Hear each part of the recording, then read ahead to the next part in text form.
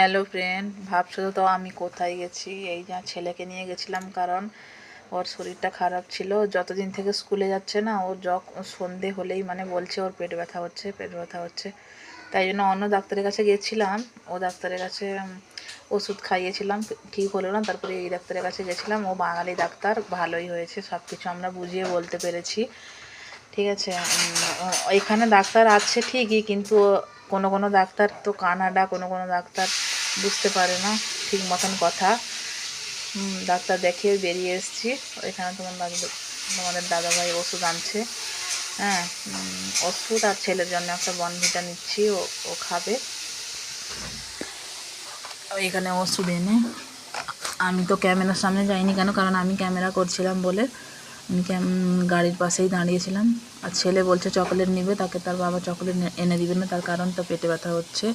Doctor বলেছে যে বাইরের কিছু খাবার খাওয়াতে না। ও বাইরের খাবার খেতেই চায় না, নিবে বলেছে, নিয়ে একটু ফেলে দিবে, ব্যাস খাবে না, ঠিক আছে। ও স্কুল যাওয়া থেকেই এই প্রবলেমটা এইটাই হচ্ছে। কিছু বুঝতে পারছি না কিসের জন্য হচ্ছে। 3 দিনের পরে আবার বলেছে ডাক্তার যেতে, ওষুধ খাওয়ানোর পর, না হলে ওর টেস্ট আরও করবে। আর তোমার দাদাভাই বুঝছে কখন কি ওষুধটা খাওয়াতে হবে, কি হবে। ও লিখেও দিচ্ছে, ওপরে লিখেও দিয়েছে। ওই চকলেট নিবে বলে কাঁদছিল, তাই জন্য বলি চকলেট দিই, কিন্তু একটু খেয়েই ও ফেলে দিবে।